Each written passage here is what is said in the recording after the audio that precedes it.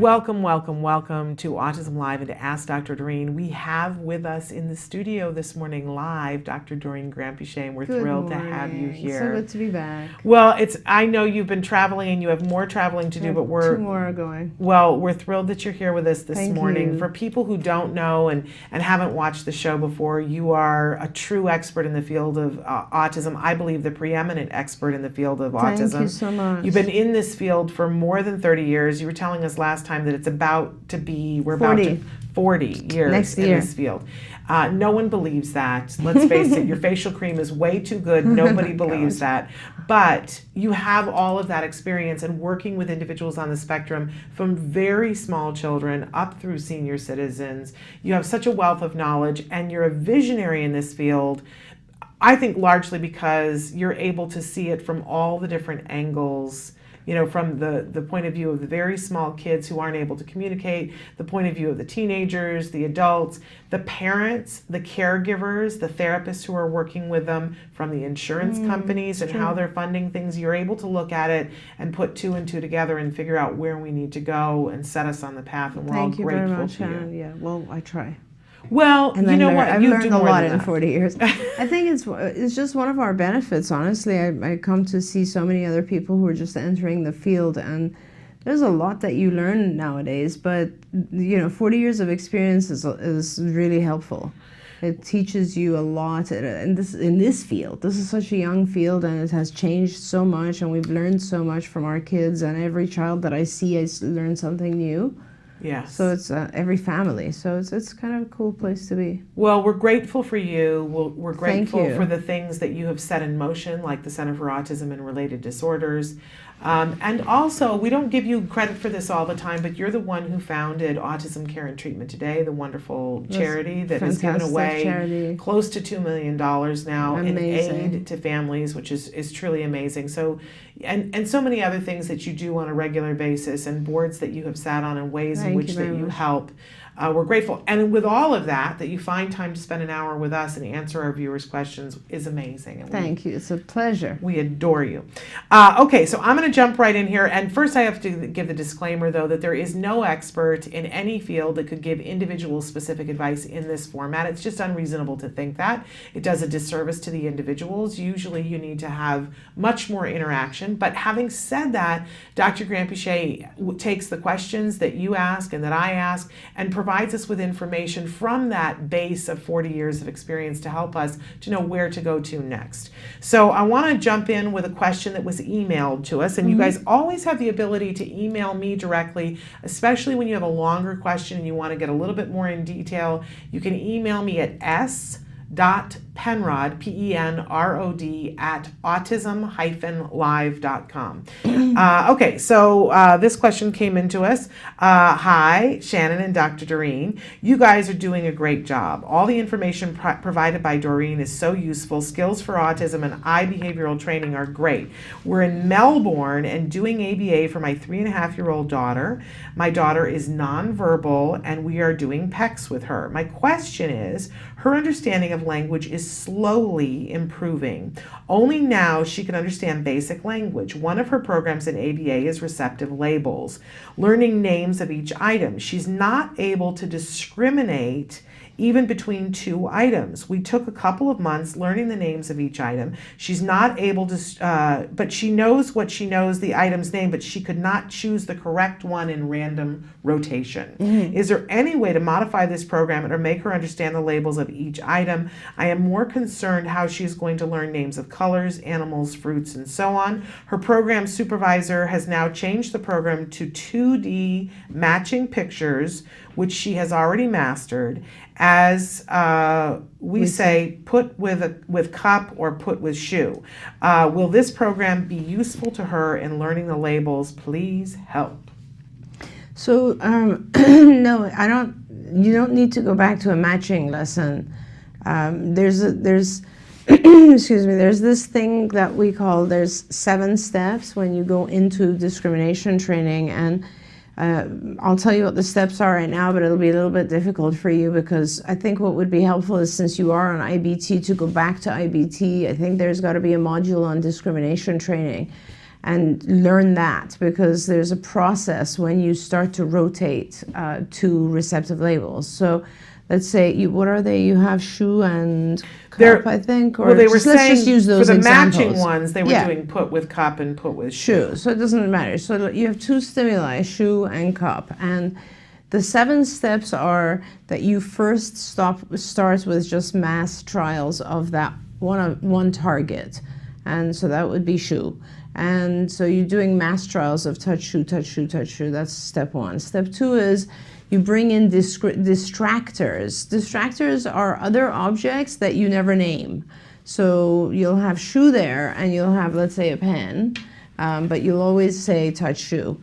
And you'll rotate, and you're still saying touch shoe, and you'll then bring in another distractor, like a piece of paper or whatever it is, but you'll still say touch shoe. So it's just an object that's on the table with shoe, and you could have 3 distractors, whatever it is, but you just want to make sure that in the presence of other things, shoe is solid. And what we call that, when you're only working on the one thing, is a mass trial. Yeah, for people who aren't trial. doing the jargon, who haven't tuned into the jargon, so that's called a mass trial. You're only working on them learning one thing ever, which is the shoe. Right, but so the first stage is just mass trial. The second stage is sort of a mass trial with a distractor. Okay. So, and then you go, and now you've kind of mastered shoe on its own with a distractor. Now you put it away for a bit. Now you go to the second object, which is cup. Okay. So now you do the same thing with cup. So now you do mass trials alone with cup, and then you do mass trials of cup with other distractors. Not with shoe yet, just with other distractors. And you do the same thing until there's 100%, and you flip positions, and you put multiple distractors out and all that, and then you realize, okay, we know we have cup and we have shoe, and we're good to go. Now you bring one of the so now you have 2 targets, but they've never been rotated with each other. So what you do is now you bring the target back, let's say shoe, and you'll have cup rotating with it, but you will not name cup. So you'll have cup on the table, and now cup, which is a prior target, is sort of acting as a distractor. So you'll have cup on the table numerous times, but you're only asking for shoe, shoe, shoe, shoe, and cup is on the table. And then you put that away, and then you do the opposite. You have cup as the target and shoes on the table as a distractor, but you're not asking for shoe, you're just asking for cup. And that's the last stage before you do random rotation. Now you're finally ready to rotate cup and shoe, which means you'll have cup and shoe on the table. Once in a while you ask for cup, once in a while you ask for shoe. You randomly request those different things. Now, if your child gets stuck at that point, after you've done the 7 steps of discrimination, now you have other things that you can do. Like, for instance, you can put the item that you're asking closer to the child. So let's say I'm working on cup and pen. And what I'll do is I'll put them down and I'll say touch cup, and the child will get it wrong. So one of the things I could still do is I could do this. I could put the cup closer to the child and say touch cup, and children generally will go to the one that's closer. Sometimes our kids have a hard time crossing their midline, so you want to make sure that if the child is like always pointing to one side, you fix that problem separately. First, you have them learn how to point across, and then you want to make sure that the object is being prompted. There's many ways you can prompt. Like, for instance, you could say, you can make the other object, like the shoe, much smaller. You can semi-cover it. You can point to the thing the child is. So there's a lot of you can use prompt strategies now. But, essentially, you will be able to get, and that first phase of teaching the child discrimination training is one of the most important things. And it does lead to a lot more learning, and it's very, very important, and it'll help also with your PECS program, obviously, because what the child's doing there is discriminating between a bunch of different icons, hopefully. So do that. Look up the discrimination training module on IBT. It'll review all of this and help you quite a bit. Okay, and I just want to say from the parent point of view, because experts such as Dr. Granpeesheh have done this so many times, that they're coming from a place of complete and total competence and confidence that it's going to work. And Yeah. as a parent, we haven't seen it before. We don't know what it's going to look like, and we're worried, and it seems like it's taking a long time, and it does take a while. Yeah. But one of the things that I always tell parents is watch the movie The Miracle Worker and watch Annie Sullivan work tirelessly with Helen Keller, who can't see or hear what's going on, and how they work on doll and water and doll and water.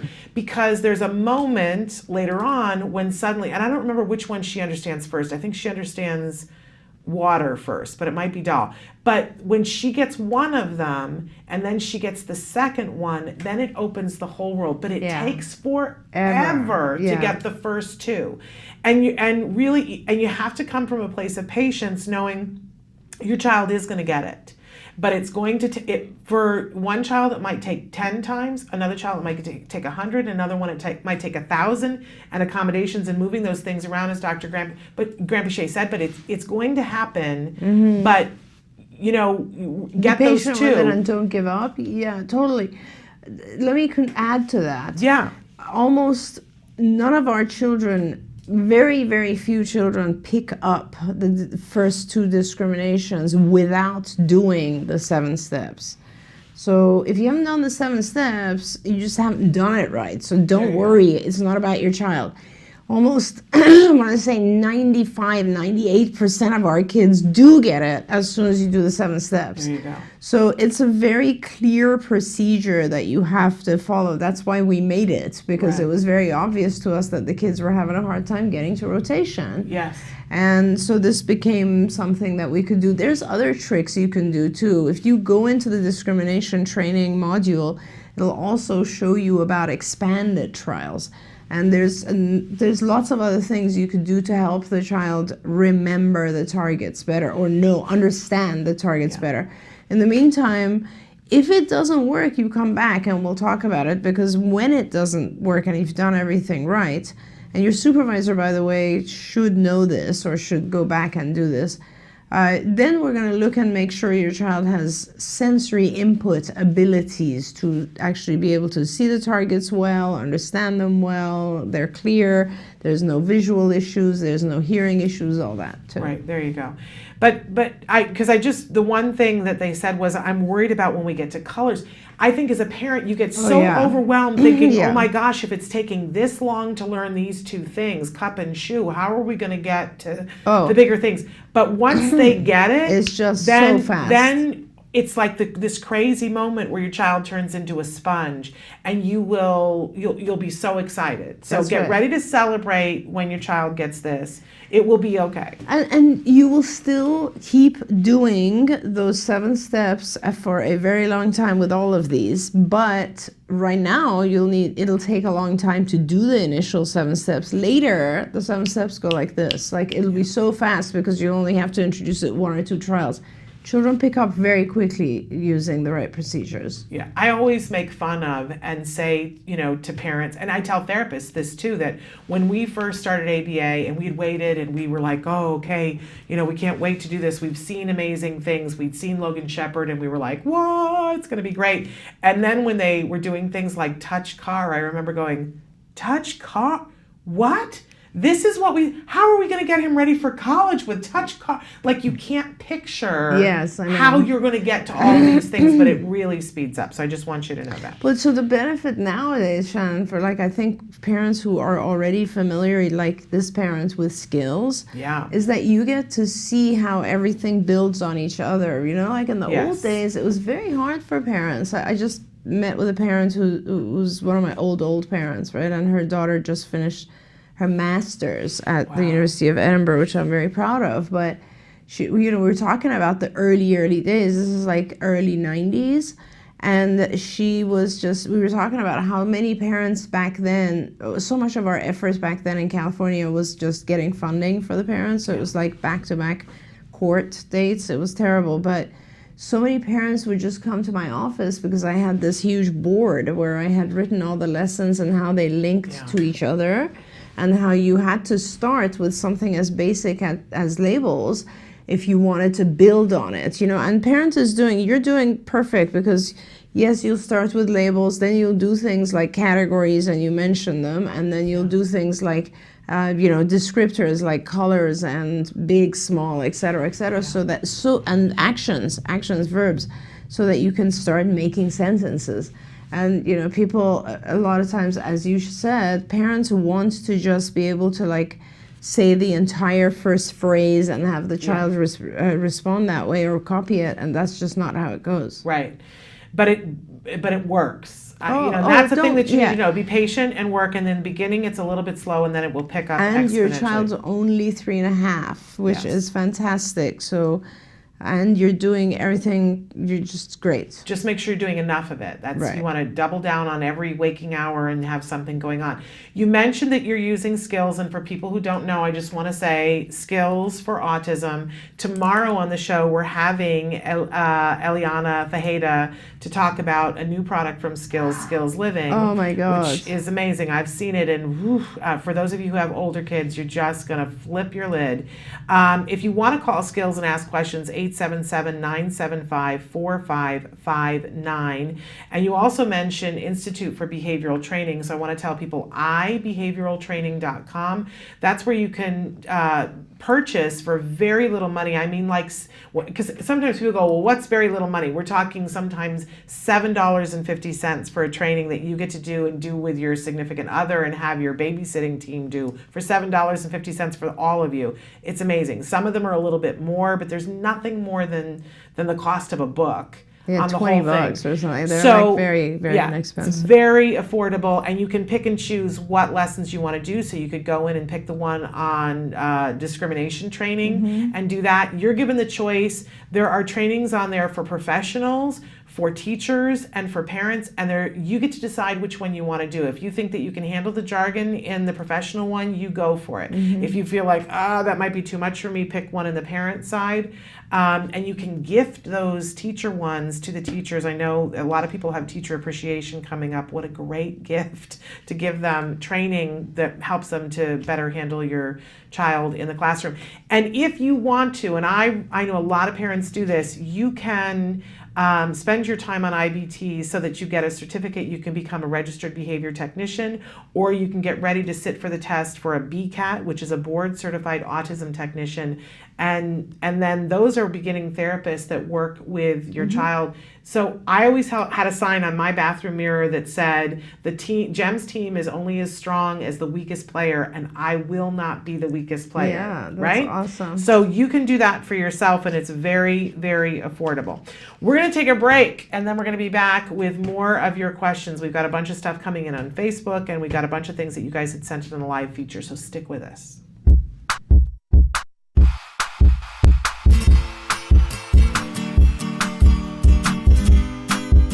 Hey guys, for the month of September, I figured I'd show you guys how to make a task completion chart to help your kids get through the hardest parts of the day. Parents have been writing into our host, Shannon Penrod, the hardest parts of the day are waking up in the morning, after school, and getting ready for bed. Please keep in mind you can always modify the task completion chart to focus on the skills that your family needs most. The template we'll be using today to make the task completion chart you can find at facebook.com/autism-live. All right, let's get to it. The materials you'll be needing are the template, cardstock, scissors, hole puncher, glue, pipe cleaner, Velcro, and photos or images.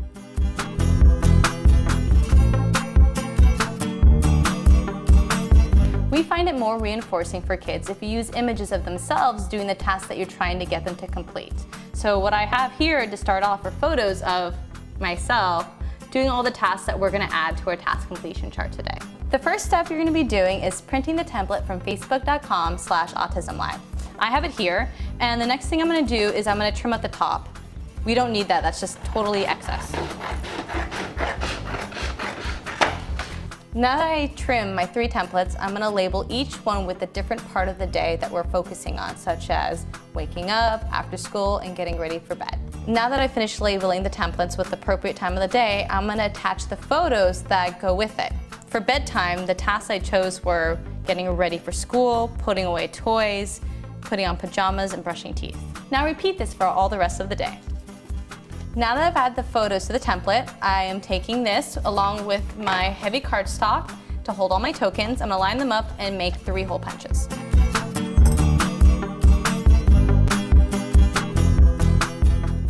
I'm gonna take this pipe cleaner and attach the pages together with it.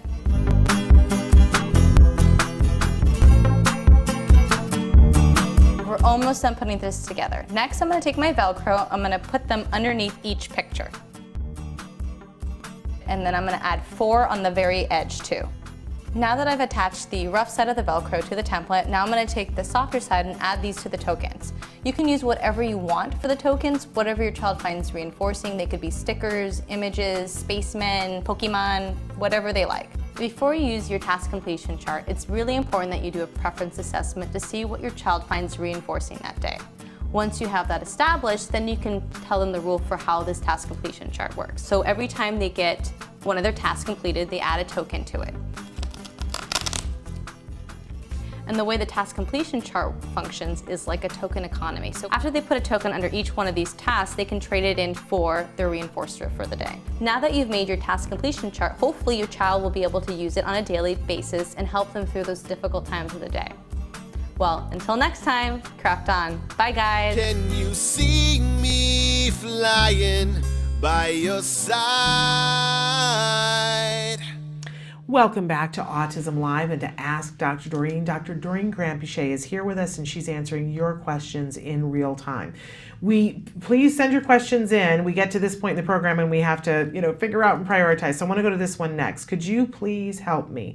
My 3-year-old is so determined to eat, and they said but as I read, I think what they're saying is sand. Because as you read forward, this is such a shame as we live close to a beautiful beach and he so enjoys running free and paddling in the water and climbing over the stones. He has severe autism, but with the help of your advice and strategies, he is now looking at me and can follow and comply for many things. He even puts his arm back into the seatbelt when I ask. He has learned some words now, but over sand there is no dissuading him. He dives down and gets it no matter what I say and do. It's such a shame I can no longer take him to the beach. Thank you so much for all your help from your wonderful program. Jargon of the day is a wow. We love jargon of the day too.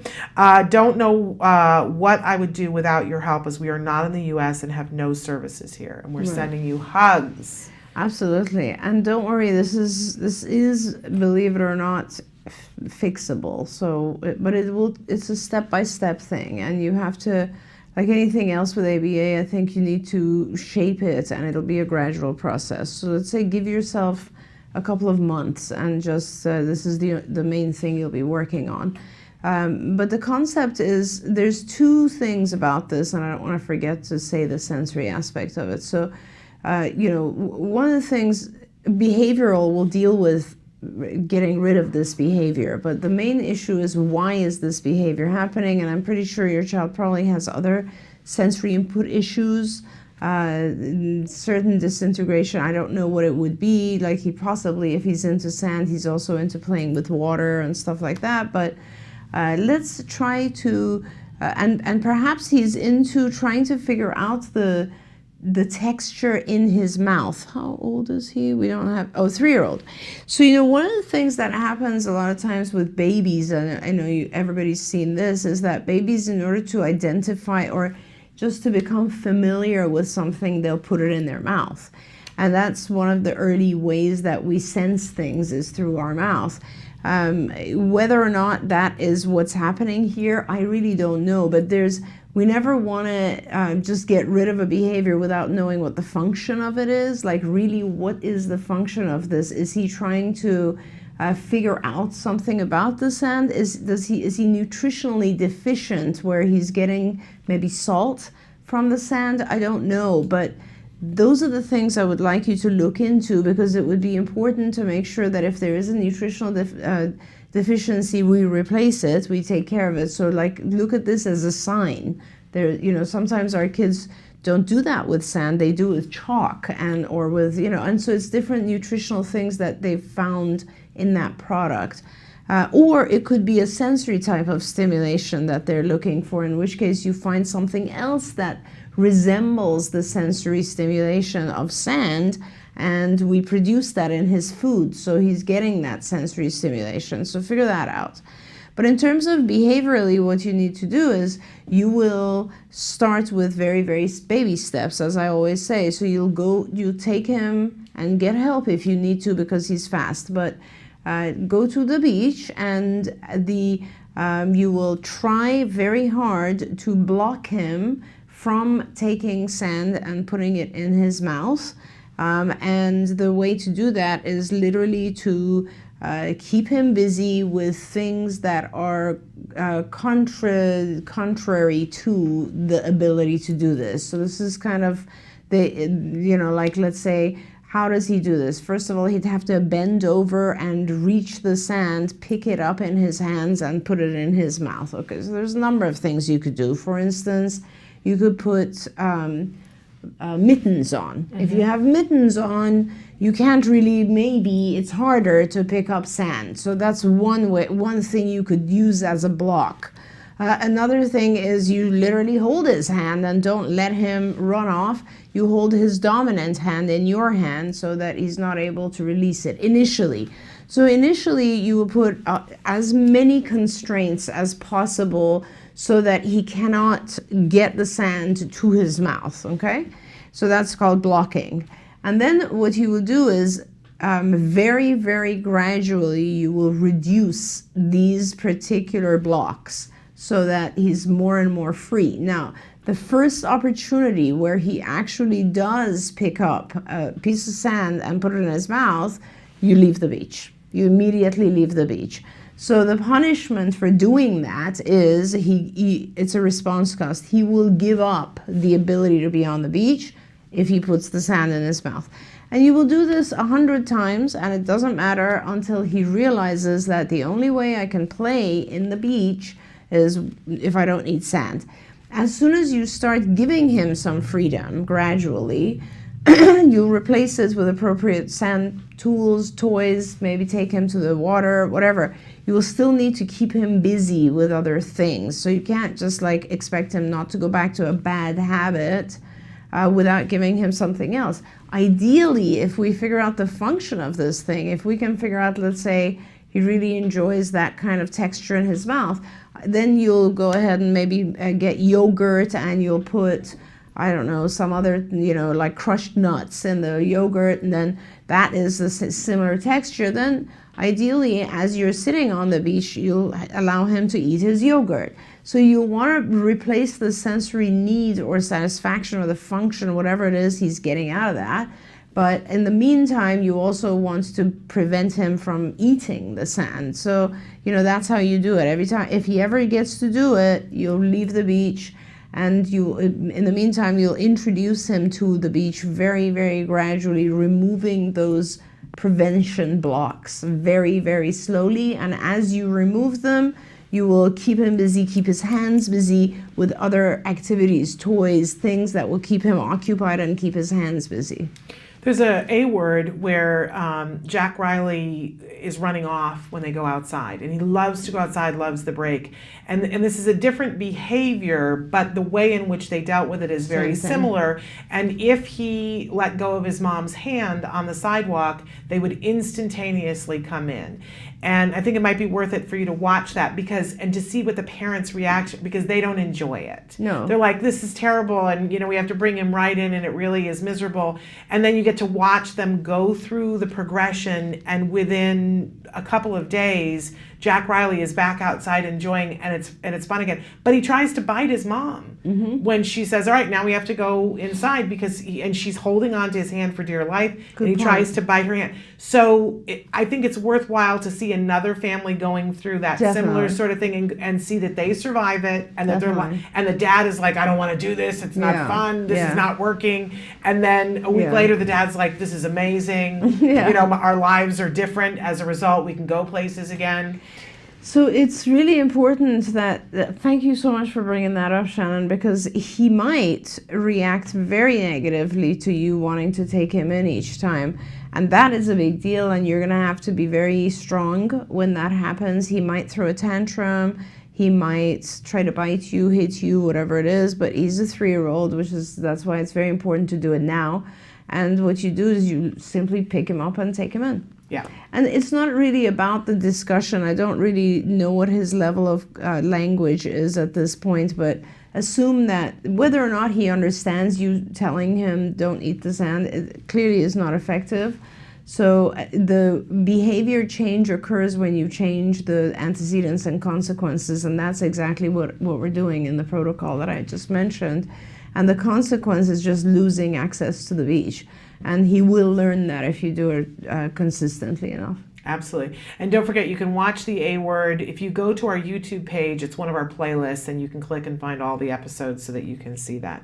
I want to move on to the next question. Dear Shannon and Dr. Doreen, I hope you can help. How do you teach a 7-year-old not to touch people and to keep a distance, social distance? He touches people when he wants to get their attention, even physically turns their head towards him. Yeah. He also leans on people and can stand too close. He's very able, high functioning, and we did social stories on this and practiced it at home and reinforced, but he still struggles with this. Would really appreciate your advice, and lots of love from the UK. It's the international show today. That's awesome. Thank you so much. And it's funny that one thing that you could do is the same kind of procedure. You say that he's very social, so his reinforcer is access to these people. If he touches them, you remove him from the environment. He doesn't have access to the people anymore. And that will probably be a big deal for him. And so first you start with that, because you want to make sure that he understands that it's not okay to touch people. Then once the touching is under control, and the touching is really, it's not going to be hard. He's a high functioning child. He's going to get it pretty fast that, hey, if you touch anyone, we can't stand here. So if he touches, you immediately leave. Make sure when you leave, you don't do something more fun. Like, in other words, he loses access to social fun activities. And then, as I said, and then also now you want to go back and you want to teach him what is an appropriate distance. That, I think, with some of our kids, is just harder for them to, it's hard for him. He possibly, I'm guessing, also has some issues with theory of mind, perspective taking. So from his perspective, it's hard for him to understand other people's perspective of how they feel. In the long-term solution to this, and I don't know if you're using skills or not, but if you are, I would go back and start with very early perspective taking lessons, because that's going to influence many, many aspects of his life. One of them would be this, which is, if you want friends and you want people to like you, you have to be able to think as they would. You have to be able to put yourself in their position. And if he was able to do that here, he would be able to tell that people don't like it when he touches them, when he turns their head, and so on. Now, which makes me think, if you have this, let's say, familiar people that he does that to, let's say your friends, siblings, I don't know, people who he comes into contact quite a bit, make sure you tell them that if he gets away with it and does that they actually tell him, I didn't like that, that wasn't nice, and that they go away. Because it's important for him to be able to, he's not reading social cues. This is what's happening here. So he needs to be able to look at their social cues, and that gives you actually an opportunity to work on social cues with him and to be able to teach him, look, people don't like it when you do that. So, you're approaching it from numerous different angles, teaching him behaviorally, very basic, you lose access to people if you do this, kind of from a social perspective where you're helping him understand the social nuances and how to read people's frustration or facial expressions. And then you're teaching him the perspective taking, which is the root cause of this, which is kind of, this is, I might feel comfortable being that close, but clearly they don't. So, and this, all of those things together, all of those things you can find in skills. I don't know if you're in skills, on skills, a user or not, but please do go there. Skills is, and if I may take a moment now that we're talking about skills is fantastic for higher functioning children. It's fantastic for beginning children as well, but I believe it's one of the very rare places, or we don't have too many resources in the world for high-functioning children, and skills is fantastic because we have those, there's skills cognition, which is the cognitive curriculum, the social curriculum, the executive functioning curriculum. Those curriculum areas are spectacular. You will really, really benefit from the cognition curriculum because that's all about perspective taking. So that was my thing on skills. The other thing is, since Eliana is going to be here and talk about skills for living, is that what it's called now? Skills living? Skills you guys, living. Please, if you know anyone who is older than 10, 8, 10, and all the way through adulthood, please tell them to watch that program. First of all, it is a spectacular, the content is absolutely spectacular. And I want to thank Vanessa Alvarez, who worked very, very hard on that. And then also the design of the new skills is so nice that we're going to be changing skills to look like the design of the new skills because it's a much friendlier user interface. So please do come on board tomorrow if you can to watch that. I will. Yeah. I'm dying to see it because I've seen it a few times and she just keeps making it better. It's really incredible. And so that'll be tomorrow in our second hour on the show. I want to go quickly to a Facebook question. Anthony has written in and said, "Hi, can you help us? Our son will not eat anything apart from unhealthy food. Any tips to introduce healthy foods?"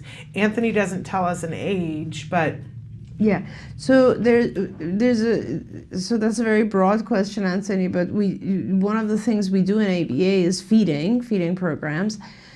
And it's they have very specific procedures, so I wouldn't be able to give you a quick answer here, but I'm wondering if there's feeding modules on IBT. There might be. There's a lot of procedures for feeding, and they literally have to do with what I was just talking about, which is shaping behavior. And essentially what you do is you use favorite foods as reinforcers only.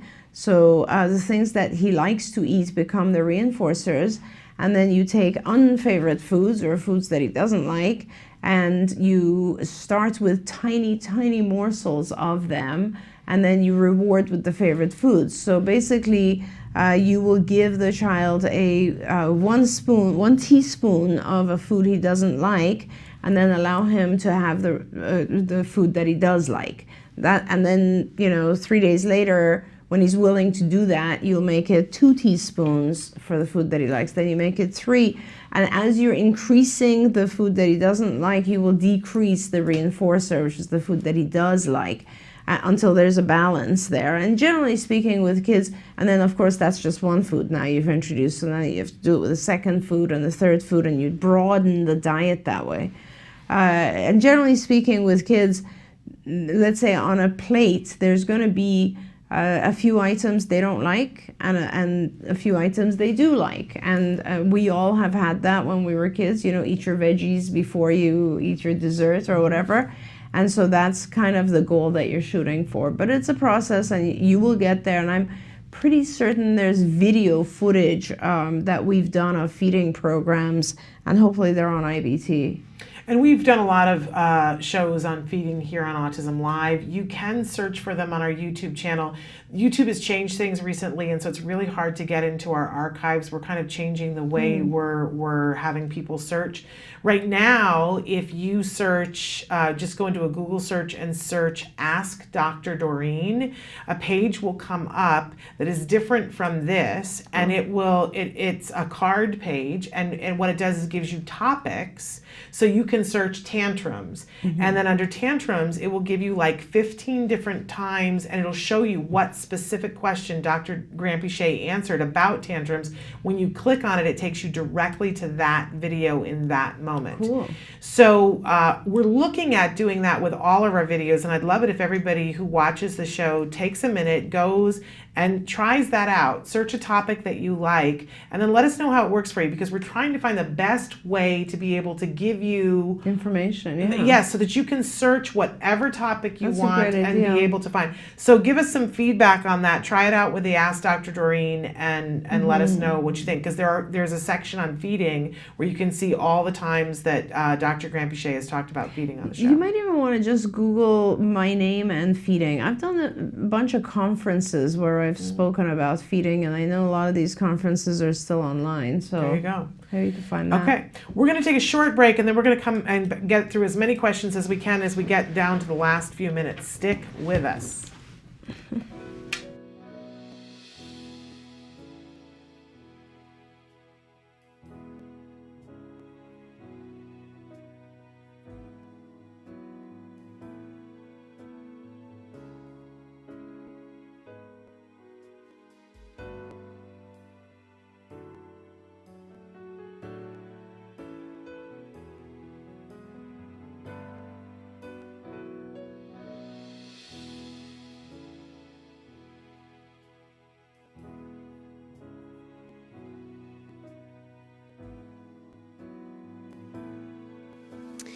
Being part of this community is really important to a mom with a son like Jackson, because it really does take a village, and you need so much support, you know, to help bring out all of the amazing qualities and skills and talents that our children have. So I'm just very grateful to everybody who was a part of this.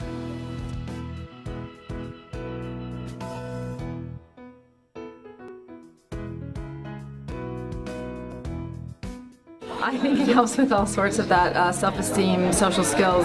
They seem to communicate a little bit with each other, and they had a lot of friends. The helpers were phenomenal, and I think the social skills for sure, because they, you know, they worked together and they did a couple of group things across the floor, and they sang songs together, and I yeah, for sure, I think it's a really huge deal. A great program.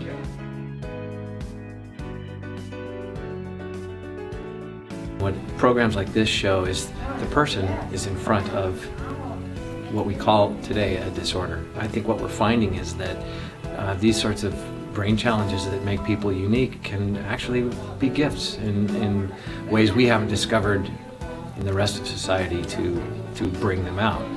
So when you see a program like this and you see the kids dancing, having fun, and making up jokes, making up the story. I was here when they did that. That was so amazing to watch, because they were all focused, they were all present, and they were all laughing, they were all getting into the creation of this story. And that to me sort of broke the barrier to say, no, first we're dealing with people, and then we're dealing with the challenges.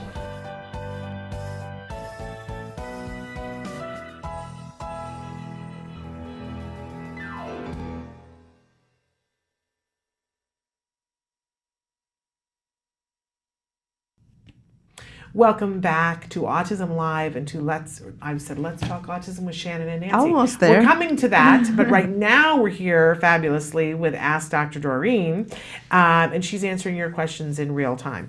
So I want to get to this question. My son is on the spectrum and is 11. He is on a stimulant for his ADHD and attends the local elementary school and does well academically. He has access to many activities and electronics he enjoys, but never seems happy, always agitated and anxious, sometimes even when doing activities he enjoys. He has very little homework and no chores, and he has a lot, and this is all in caps, of free time doing the things he likes after school.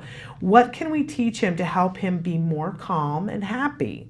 He also struggles with friendships at school and has several kids he declares as his rivals, and gets really worked up when he sees them. Any tips for helping him with that would be appreciated.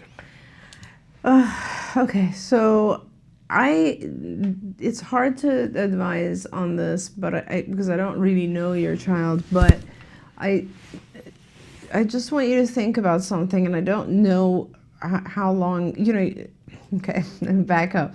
He's on a stimulant, and what you're wishing for him is to be calm. I just need you to realize that those two things are separate from each other. The number one side effect of the ADHD medications is anxiety, the number one side effect. So If you take those medications, you will feel unbelievably anxious and agitated. So my first advice is to look at the medication that he's on. Sometimes a lower dose might work. Sometimes you don't really even need the ADHD medication if you're doing other behavioral types of intervention. I'm not one that's against ADHD medications by any means, but it really concerns me when kids have anxiety and agitation from it. So I would really recommend that you consult with your physician about that first, and tell the physician that the medication is causing anxiety and agitation.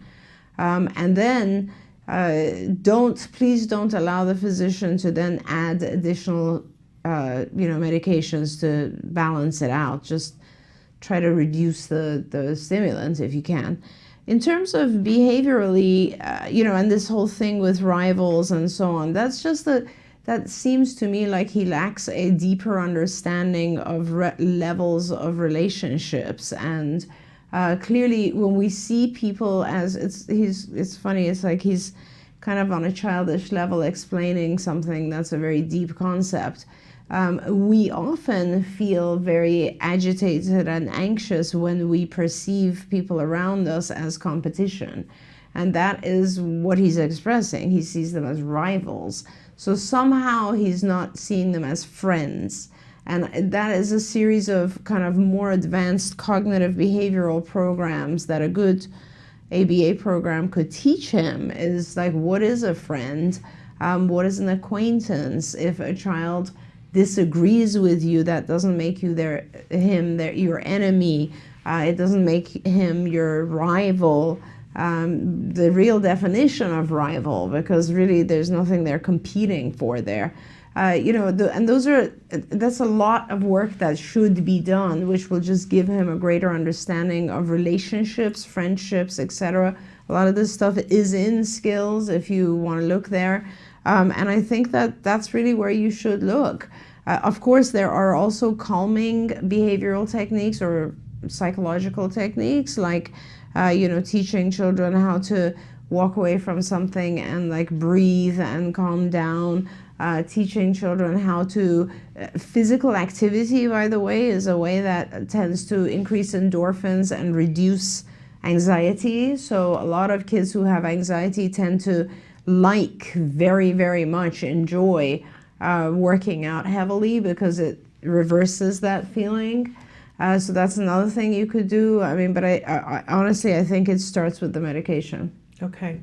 And I noticed that, when in saying that he has very little homework and no chores, and all that opportunity to things, at 11, there's a part of me that says, too, we've been doing a lot of shows about employment and talking about this disparity that with our kids, we don't put the demands on them that other kids get put on them to get them ready. Yeah. So, maybe it wouldn't be a bad thing to put some demands on this child with homework and chores. Yeah. Am I totally? Absolutely. I think you keep him busy, but here's what happens also with kids that are like anxious and agitated.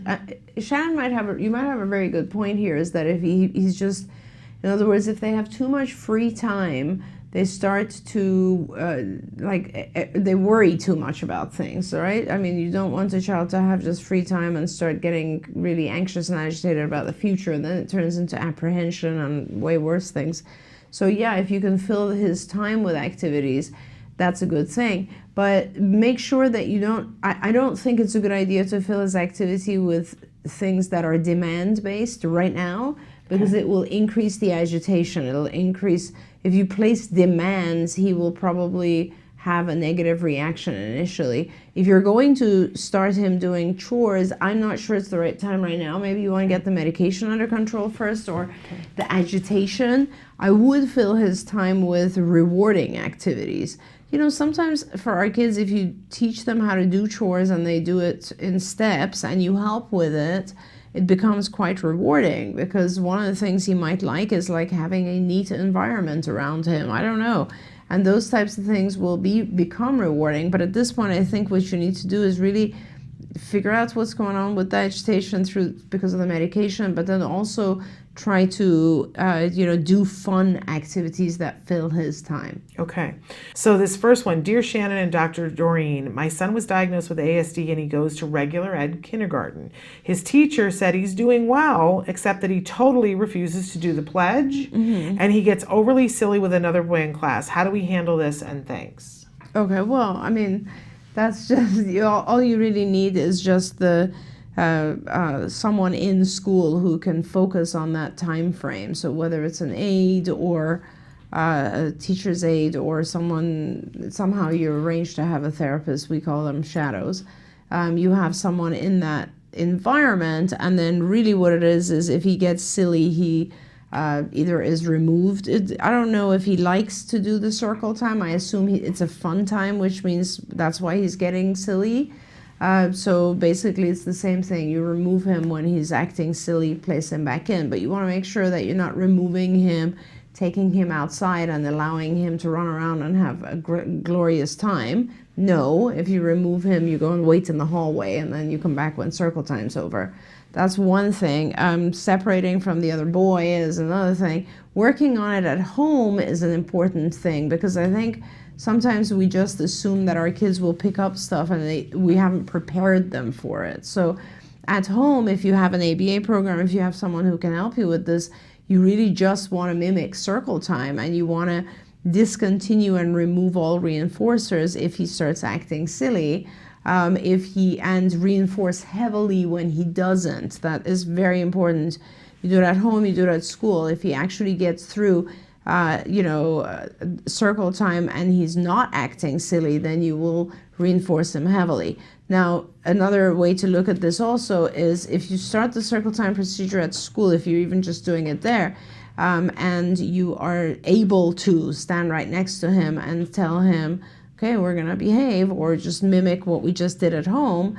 And, you want to shape the behavior, so progressively longer periods of time should be reinforced. So maybe if circle time's 15 minutes, or I don't know what it is, you would probably want to reinforce his good behavior every 2 minutes by giving him maybe a sticker on a sticker chart, so that at the end of 15 minutes, he's gathered X number of stickers and he can get a bigger reward, whatever that may be.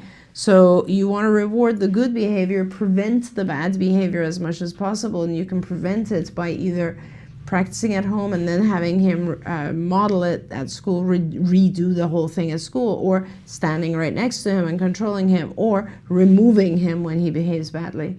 And about refusing to do the pledge? Yeah, so the pledge will then be part of the whole thing that you do at home, and you will practice it. And that's not going to be a very hard thing, I think, because you can just have him start by doing a section of the pledge, reinforce him heavily, increase the length of the pledge, reinforce him. I don't know if the child reads. You could always prompt him. Maybe he's refusing to do it because he doesn't remember the pledge. I don't know what the reason is. Yeah, it's an interesting thing to refuse not to do. Now, the other question was, good morning, what are your suggestions for what you refer to as attention-seeking behaviors in the classroom?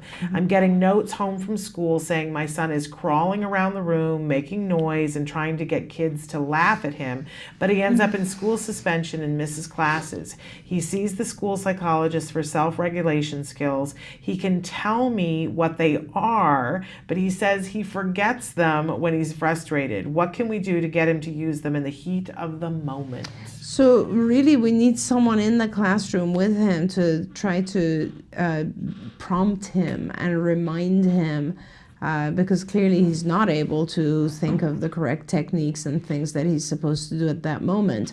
But more importantly, I want to ask you, what leads everyone to believe that he's on the floor and doing these things in order to get the kids to laugh at him? What if he was doing this in order to be removed from the classroom? Because then he is getting what he wants.